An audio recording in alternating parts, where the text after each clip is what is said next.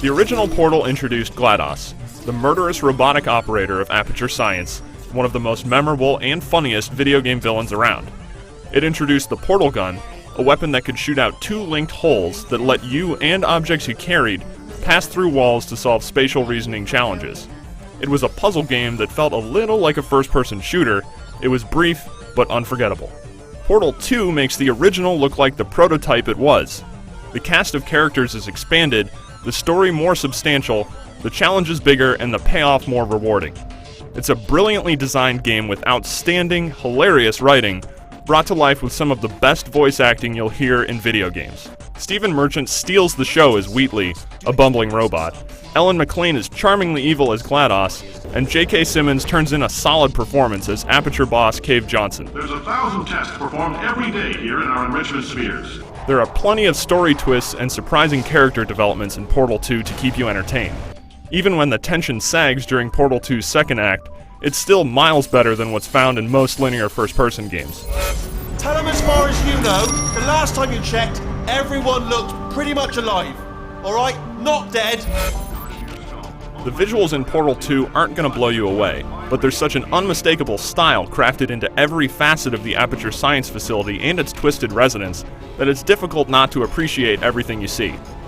This is Valve's source engine, which has been in operation since the days of Half-Life 2, and it still looks surprisingly good in Portal 2 considering its age, especially the way Valve utilizes effects to give the world a better sense of character. Aperture Science is in a state of disrepair at the start. It's rusted and falling apart and overgrown with vegetation. When GLaDOS wakes up, you see her struggle to put the place back together. Panels and walls scramble back into place when you open test chamber doors, like you walked in on them with their pants down. And later on, once things start to go nuts, Valve finds plenty of creative ways to keep the content new and surprising, from the evolution of the turrets to the styles of the test chambers.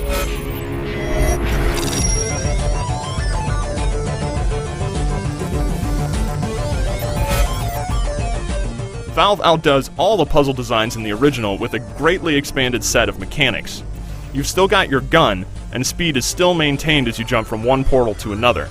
That means if you're hurtling towards the floor and pop a portal just before you hit it, you come out the other side like a bullet.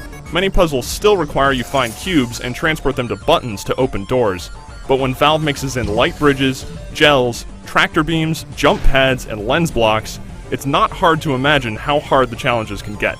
The most impressive part is despite how much opportunity there is for Valve to make a game so complicated nobody can play it, the puzzles in Portal 2 never feel unfair. Valve manages to strike a near impossible balance of difficulty that feels challenging without feeling frustrating.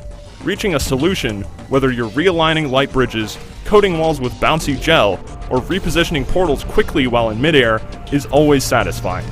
Basically, Portal 2 lets you have fun while making you feel smart. After the single-player mode's done, there's the cooperative play, which is even better, continuing the story from the end of the single-player mode. It forces two players to think and work together, playing as two robots, each armed with portal guns. That means there's 4 portals to play around with, something Valve takes full advantage of to create mind-bending but never frustrating challenges. It's such a successful co-op mode because of the high level of dependence on your partner to solve challenges. If you're acting like an asocial jerk and standing in the corner not contributing, there's no way to advance. You have to talk and contribute to win. Valve does a great job of providing a suite of helpful tools to let you get the job done, like visual cues for placing portals, as well as goofy ways to celebrate. We both said a lot of things that you're going to regret. But I think we can put our differences behind us. With unmatched wit and brilliantly designed puzzles, Valve's Portal 2 is a game everyone should play. The writing is consistently funny, the character development's unexpected, and the gameplay immensely satisfying without becoming frustrating. Whether playing alone or with a friend in co-op, there's hardly ever a dull moment. Portal 2 challenges the creative part of your brain without failing to entertain, which is the most admirable quality there is. For more on Portal 2, head over to IGN.com.